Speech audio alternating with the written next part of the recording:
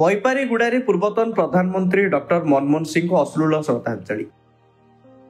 ବୈପାରିଗୁଡ଼ା block ସଦର ମହକୁମା ଶହୀଦ ଲକ୍ଷ୍ମଣ ନାୟକ ମୁଖ୍ୟ ଛକରେ ବୈପାରିଗୁଡ଼ାବାସୀ ପୂର୍ବତନ ପ୍ରଧାନମନ୍ତ୍ରୀ ଡକ୍ଟର ମନମୋହନ ସିଂଙ୍କ ଫଟୋଚିତ୍ରରେ ପୁଷ୍ପ ପ୍ରଦାନ କରି ଅଶ୍ଳୀଳ ଶ୍ରଦ୍ଧାଞ୍ଜଳି ଜ୍ଞାପନ କରିଛନ୍ତି।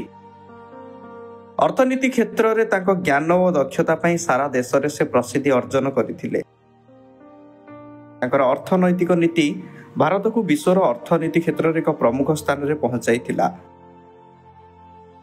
ପ୍ରଧାନମନ୍ତ୍ରୀ ଭାବେ ସେ ଦେଶର ବିକାଶକୁ ତ୍ୱରାନ୍ୱିତ କରିଥିଲେ। ତାଙ୍କର ଜ୍ଞାନ, ଭଦ୍ରତା ଓ ସାଧୁତା ଯୋଗୁଁ ରାଜନୀତି କ୍ଷେତ୍ରରେ ତାଙ୍କର ସ୍ୱତନ୍ତ୍ର ପରିଚୟ ସୃଷ୍ଟି ଥିଲା। ଏହିପରି ଦେଶର ମହାନ ବୀରପୁତ୍ର ଡକ୍ଟର ମନମୋହନ ସିଂଙ୍କ ବିୟୋଗ ଅତ୍ୟନ୍ତ ଦୁଃଖଦାୟକ ବୋଲି ବୈପାରିଗୁଡ଼ାବାସୀଙ୍କ ମନରେ ପ୍ରକାଶ ପାଇଛି। ବୈପାରିଗୁଡ଼ା ବ୍ଲକରେ ପ୍ରତ୍ୟେକ ରାଜନୈତିକ ଦଳର ନେତା କର୍ମୀ ସମେତ ଗ୍ରାମବାସୀ ଉପସ୍ଥିତ ରହି ଶ୍ରଦ୍ଧାଞ୍ଜଳି ଜ୍ଞାପନ କରିଥିବା ଦେଖିବାକୁ ମିଳିଥିଲା।